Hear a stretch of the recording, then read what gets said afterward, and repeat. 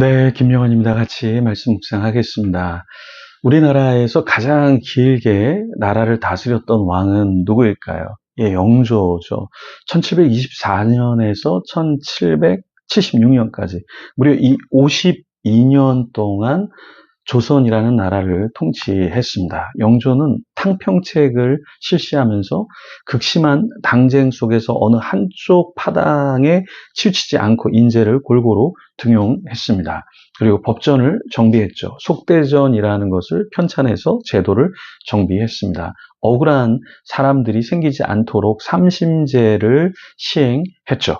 이렇게 보면 영조라는 왕은 그렇게 나쁜 왕은 아니었습니다. 그런데 영조가 비판받는 이유가 있는데요. 노론과 소론 등 치열한 당쟁 속에서 세자를 둘러싼 정치적인 음해가 있을 때 이에 대해서 굉장히 참 사도세자를 불신하고 나중에 사도세자를 죽음에 이르게 만들었죠. 영조 자신이 이른 나이에 왕으로 즉위하면서 정통성 시비와 왕권 불안을 겪었습니다.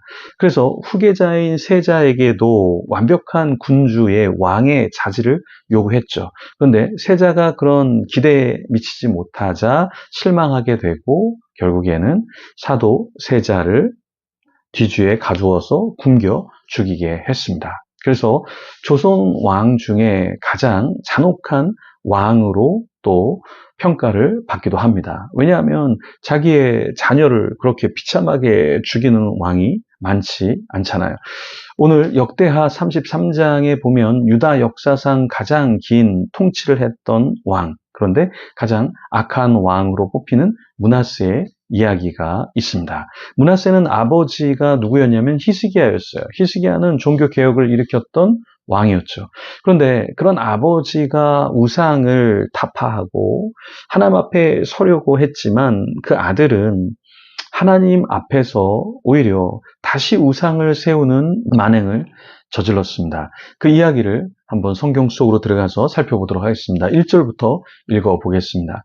므낫세가 왕에 오를 때에 나이가 12세라 예루살렘에서 55년 동안 다스리며 여호와 보시기에 악을 행하여 여호와께서 이스라엘 자손 앞에서 쫓아내신 이방 사람들의 가증한 일을 본받아 그의 아버지 히스기야가 헐어버린 산당을 다시 세우며 바알들을 위하여 제단을 쌓으며 아세라 목상을 만들며 하늘의 1월 성신을 경배하여 섬기며 여호와께서 전에 이르시기를 내가 내 이름을 예루살렘에 영원히 두리라 하신 여호와의 전에 제단들을 쌓고 또 여호와의 전 두 마당에 하늘의 1월 성신을 위하여 제단들을 쌓고 또 흰놈의 아들 골짜기에서 그의 아들들을 불 가운데로 지나가게 하며 또 점치며 사술과 요술을 행하며 신접한 자와 박수를 신임하여 여호와 보시기에 악을 많이 행하여 여호와를 노엽게 하였으며 쭉 계속해서 7절도 8절도 이 므낫세가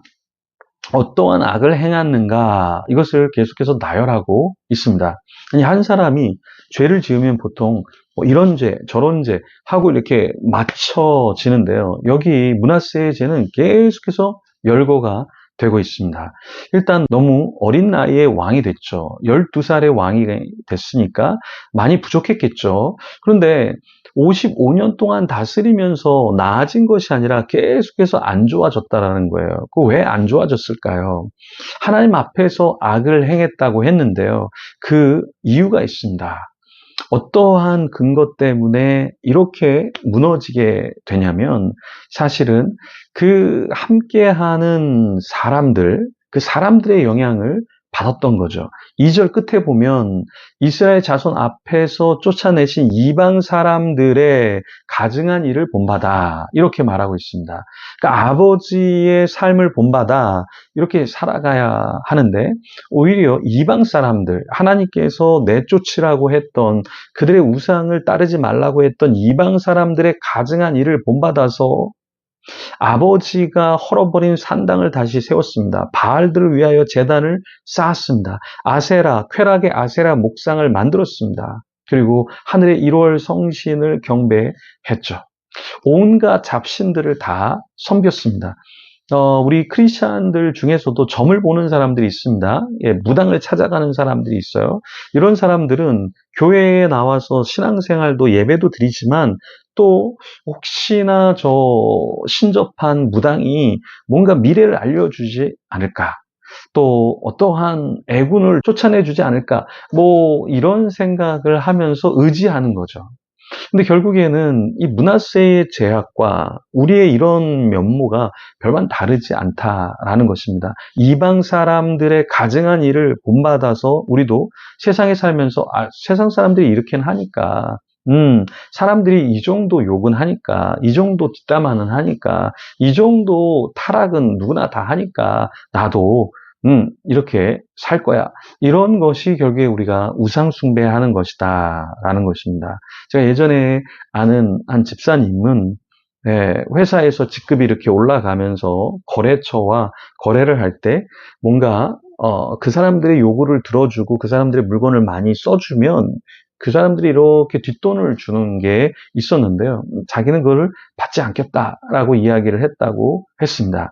이게 사실은 관행적으로 어떤 회사의 물건을 좀 더 많이 가져와 쓰고 또 계속 거래를 하면 뭔가 유익이 있죠. 근데 그 유익이 개인적인 어떠한 뇌물로 이렇게 된다면 우리는 좀 조심을 해야 되죠. 그런데 내 앞에 있는 사람도 그렇게 했고 사람들이 다 그렇게 하니까 나도 뭐 이렇게 하는 게 뭐가 문제겠어 라고 하면 우리가 이 세상과 타협을 하게 되는 거죠. 결국에 우리는 므낫세의 길을 가게 된다라는 겁니다.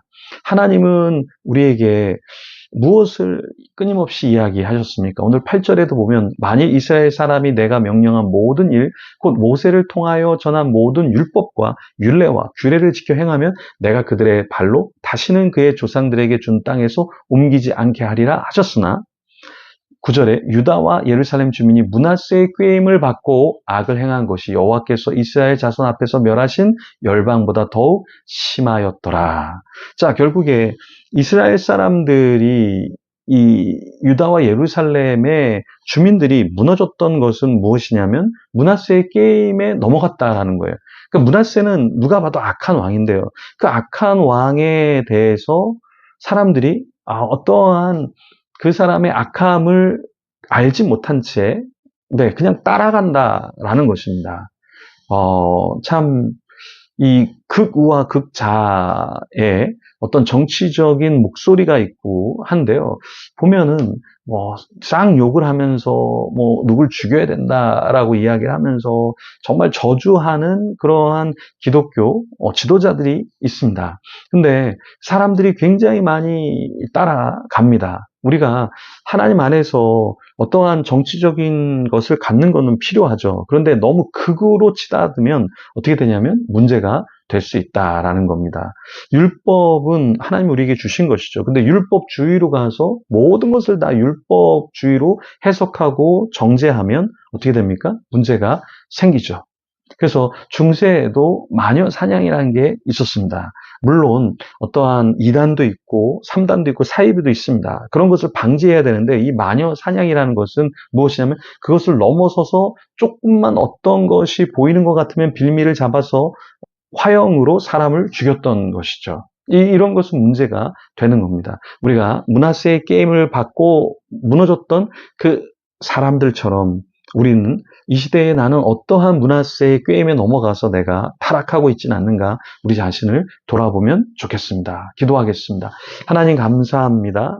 시대마다 어떠한 우상을 섬기도록 부추기는 자들이 있습니다. 달콤한 말로 또 그 길을 가야만 될 것처럼 이야기를 합니다. 그런데 우리가 그 길을 갔다가는 사망의 길로 가게 되고 하나님이 기뻐하시지 않는 길로 가게 되는 것을 압니다. 더 이상 그 길을 쫓지 않게 하여 주시고 하나님이 원하시는 길로 향해 나가게 하여 주시옵소서. 하나님, 참 이스라엘 백성들은 잘못된 지도자를 만나서 많은 고생을 했습니다. 우리 자신은 어떠한 지도자인지 우리 자신을 또한 돌아보게 하여 주시옵소서. 오늘 주어진 자리에서 하나님이 원하시는 삶을 살아내게 하여 주시옵소서. 감사합니다. 예수님 이름으로 기도합니다. 아멘. 계속해서 기도하며 주님 앞에 나아가겠습니다.